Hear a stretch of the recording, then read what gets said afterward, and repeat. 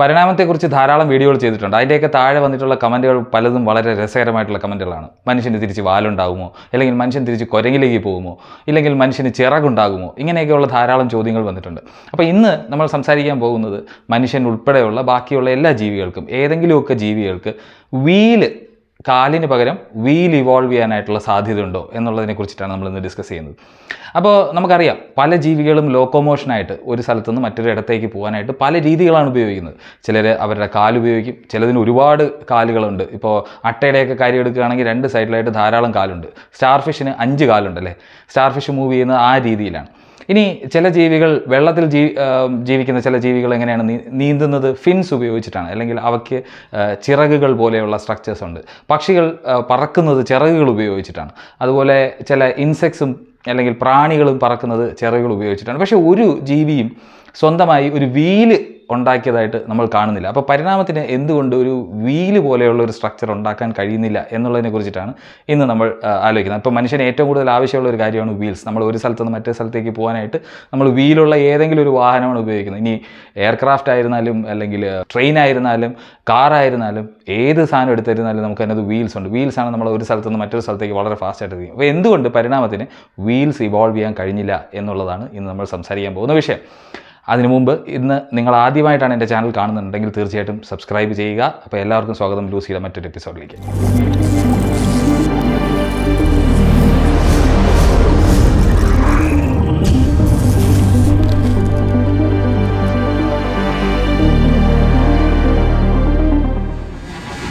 എന്താണ് wheel evolve ചെയ്യാനായിട്ട് ഇത്രയും ബുദ്ധിമുട്ട്? ഇപ്പോൾ നമുക്ക് ഏതൊക്കെ തരം കാര്യങ്ങളാണ്? വീല് മാത്രമല്ല, വെള്ളത്തിൽ ഓടുന്ന മീനിന് എന്തുകൊണ്ട് ഒരു പ്രൊപ്പല്ലർ പോലെ, നമ്മളിപ്പോൾ കപ്പലുകളൊക്കെ മൂവ് ചെയ്യുന്ന പ്രൊപ്പല്ലർ പോലത്തെ ഒരു സ്ട്രക്ചർ കൊണ്ടാണ്. എന്തുകൊണ്ടാണ് അങ്ങനെ ഒരു സ്ട്രക്ചർ ഇവോൾവ് ചെയ്യാത്തത്? ഇതിനകത്ത് നമ്മൾ മനസ്സിലാക്കേണ്ട ഒരു കാര്യമുണ്ട്. ഒരു വീല് മൂവ് ചെയ്യുമ്പോൾ ഏറ്റവും അത്യാവശ്യം വേണ്ടത് അതിനൊരു ആക്സിലും അതുപോലെ തന്നെ ഒരു ഡയറക്ഷനിലേക്ക് മൂവ് ചെയ്യുന്ന ഒരു സ്ട്രക്ചറുമാണ് വേണ്ടത്. ഒരു ജീവജാലത്തിന് അങ്ങനെ ഒരു സ്ട്രക്ചർ ഉണ്ടാക്കിയെടുക്കാൻ ബുദ്ധിമുട്ടുണ്ടോ എന്നുള്ളത് ആലോചിച്ചാൽ മതി. ഇനി അഥവാ ബുദ്ധിമുട്ടുണ്ടെങ്കിൽ എന്തൊക്കെയായിരിക്കും ബുദ്ധിമുട്ട്? ഇതിനകത്ത് പ്രധാന സ്ട്രക്ചർ എന്ന് പറഞ്ഞു കഴിഞ്ഞാൽ, മെയിൻ സ്ട്രക്ചർ അല്ലെങ്കിൽ ആ ഒരു ജീവിയുടെ ശരീരത്തിൽ നിന്നും വേർവിട്ട് വേണ്ട ഒരു കാര്യമാണ് ഇതിൻ്റെ ആക്സിലും അതുപോലെ തന്നെ അതിൻ്റെ വീല് പോലെയുള്ള സ്ട്രക്ചർ. അങ്ങനെ ഒരു സ്ട്രക്ചർ ഒരു ജീവി ഇവോൾവ് ചെയ്തു എന്ന് തന്നെ ഇരിക്കട്ടെ. അതിനകത്തുള്ള ഏറ്റവും വലിയ പ്രശ്നം എന്തായിരിക്കും? അതിനകത്തേക്ക് ന്യൂട്രിമെൻറ്റ്സ് അല്ലെങ്കിൽ അതിന് വേണ്ട ഊർജ്ജം കൊടുക്കാനും, അതിന് വളരണമെങ്കിൽ അതിന് ഊർജ്ജം വേണമല്ലോ. അതുപോലെ തന്നെ അതിനകത്തുണ്ടാകുന്ന വേസ്റ്റ് പ്രോഡക്ട്സിനെ മാറ്റം അല്ലെങ്കിൽ അവിടെ നിന്നെടുത്ത് മാറ്റാനും ഒക്കെ നമുക്കൊരു സർക്കുലേറ്ററി സിസ്റ്റമോ എന്തെങ്കിലും ഒരു സിസ്റ്റം വേണം. അത് കംപ്ലീറ്റ്ലി ഇൻഡിപെൻഡൻ്റ് ആയിട്ട് ഡിറ്റാച്ച്ഡ് ആയിട്ട് മാറി നിൽക്കുന്ന ഒരു സിസ്റ്റം ആണെന്നുണ്ടെങ്കിൽ പറ്റില്ല. അപ്പോൾ നമുക്ക് തോന്നാം, എന്നാൽ പിന്നെ നമ്മുടെ നഖം പോലെയോ അല്ലെങ്കിൽ മുടി പോലെയോ ഉള്ള ഡെഡ് സ്ട്രക്ചേഴ്സ് ആണെങ്കിൽ കുഴപ്പമില്ലല്ലോ. കാര്യം അതിനെന്തായാലും വൺസ് അത് ഉണ്ടായി കഴിഞ്ഞ് കഴിഞ്ഞാൽ പിന്നെ പ്രത്യേകിച്ച് യാതൊന്നും അകത്തേക്ക് കൊടുക്കേണ്ട കാര്യമില്ലല്ലോ. അപ്പോൾ അങ്ങനെ ഒരു സ്ട്രക്ചർ ആയാലോ? പക്ഷേ അവിടെയും പ്രശ്നമുണ്ട്. ഇത് ഒന്നാമത്തെ കാര്യം, വീലെന്ന് പറയുന്നത് ഇവോൾവ് ചെയ്ത് വരുന്നതിലുള്ള ബുദ്ധിമുട്ടിനെ പുറമെ ഇങ്ങനെ ഒരു ഇൻഡിപെൻഡൻ്റ് ആയിട്ടൊരു സ്ട്രക്ചറിന്, ഒരു വളയത്തിനകത്തൊരു വളയം ഉണ്ടാക്കുക എന്നൊക്കെ പറയുന്ന ബുദ്ധിമുട്ടുണ്ട്. ഇനി ആനിമൽ കിങ്ഡത്തിൽ എവിടെയെങ്കിലും ഇങ്ങനെ ഒരു സ്ട്രക്ചർ ഉണ്ടോ എന്ന് വെച്ച് കഴിഞ്ഞാൽ, മൈക്രോ ഓർഗാനിസത്തിൽ നമ്മൾ ഇതുപോലെ ഒരു സ്ട്രക്ചർ കണ്ടിട്ടുണ്ട്. മൈക്രോ ബാക്ടീരിയയുടെ ഫ്ലജല്ല എന്ന് പറയും, മൂവ്മെൻറ്റിനായിട്ട് ഉപയോഗിക്കുന്ന, കംപ്ലീറ്റ് ആയിട്ട് നോക്കിക്കഴിഞ്ഞാൽ ഒരു മോട്ടർ പോലെയുള്ള ഒരു സ്ട്രക്ചറാണ്. അപ്പോൾ അങ്ങനെ ഒരു സാധനം ഇവോൾവ് ചെയ്തിട്ടുണ്ട്. പക്ഷേ നമ്മളെപ്പോലെയുള്ള മൾട്ടി സെല്ലുലാർ ആയിട്ടുള്ള ഓർഗാനിസത്തിന് ഇങ്ങനെ ഒരു സ്ട്രക്ചർ ഇവോൾവ് ചെയ്യാനായിട്ട്, അതായത് ഫുള്ളി ഫങ്ഷണലായിട്ട് ഒരു വീല് പോലെ ഒരു മെക്കാനിസം ഇവോൾവ് ചെയ്യാനായിട്ട് ബുദ്ധിമുട്ടുണ്ട്. മറ്റൊരു കാര്യം, എന്തുകൊണ്ട് ഒരു വീല് പോലെയുള്ള ഒരു സാധനം ഇവോൾവ് ചെയ്യുന്നില്ല എന്ന് വെച്ച് കഴിഞ്ഞാൽ, ഏറ്റവും പ്രധാനപ്പെട്ട കാര്യം എന്ന് പറഞ്ഞാൽ, ഒരു അര വീല് കൊണ്ട് യാതൊരു പ്രയോജനവും ഇല്ല എന്നുള്ളതാണ്. കാര്യം വീലിൻ്റെ ഉദ്ദേശം എന്താണ്? ഫ്രീ ആയിട്ട് ഉരുണ്ട് പോവുക എന്നുള്ളതാണ്. അങ്ങനെ ഉരുണ്ട് പോകുന്ന സമയത്ത് നമുക്ക് ഏറ്റവും അത്യാവശ്യം വേണ്ട ഒരു അര ഷേപ്പുള്ള അല്ലെങ്കിൽ ഒരു സെമി സർക്കിൾ പോലെയുള്ള ഒരു ഷേപ്പ് കൊണ്ട് നമുക്ക് ഒരിക്കലും ഫംഗ്ഷൻ ഇല്ല. പരിണാമം എന്ന് പറഞ്ഞു കഴിഞ്ഞാൽ എങ്ങനെയാണ്?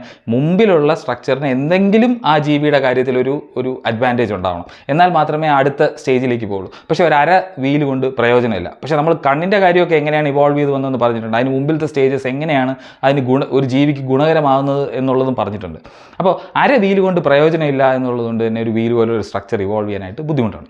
ഇനി മറ്റൊരു കാര്യം, വീല് നമ്മൾ ഇത്രയും മഹത്തരമായിട്ടൊക്കെ പറയുമെങ്കിലും നമ്മൾ ആലോചിക്കണം, ഈ ചില സമയങ്ങളിൽ ഇപ്പോൾ മനുഷ്യൻ തന്നെ ചില ഇന്നാക്സസിബിൾ ആയിട്ടുള്ള സ്ഥലത്ത് പോകുമ്പോൾ, വളരെ മഡുള്ള റോഡോ അല്ലെങ്കിൽ ചെളിയൊക്കെ നിറഞ്ഞിരിക്കുന്ന റോഡോ കാടോ അല്ലെങ്കിൽ ഈ വലിയ മലയുടെ മുകളിൽ ഇപ്പോൾ ഒരു റെസ്ക്യൂ ഓപ്പറേഷനൊക്കെ നടന്നല്ലോ, ഇതുപോലെയുള്ള സ്ഥലങ്ങളിലെല്ലാം നമുക്ക് വീൽസ് ഉള്ള കാര്യം കൊണ്ട് വലിയ പ്രയോജനമില്ല.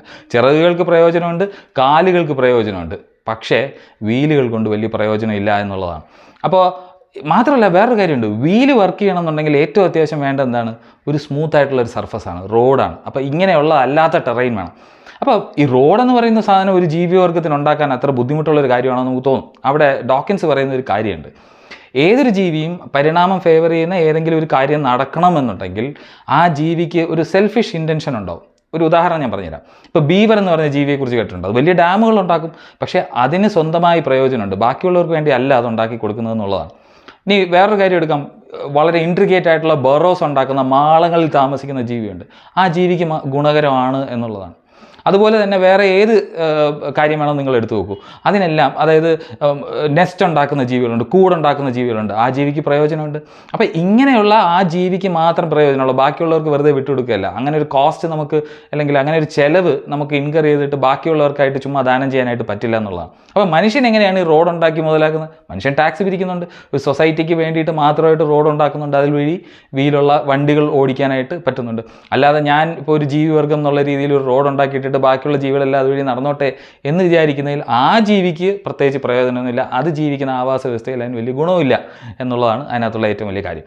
അപ്പോൾ എന്തുകൊണ്ടാണ് വീല് അല്ലെങ്കിൽ പ്രൊപ്പല്ലർ പോലെയുള്ള കാര്യങ്ങൾ ഇവോൾവ് ചെയ്യാത്തതെന്ന് വെച്ച് കഴിഞ്ഞാൽ അതിന് പ്രധാന കാര്യം ഒരു ആക്സിൽ പോലെ ഒരു സ്ട്രക്ചർ വേണം. ഈ ആക്സിൽ പോലെയുള്ള സ്ട്രക്ചർ ഇൻഡിപെൻഡൻ്റ് ആയിട്ട് മൂവ് ചെയ്യണം.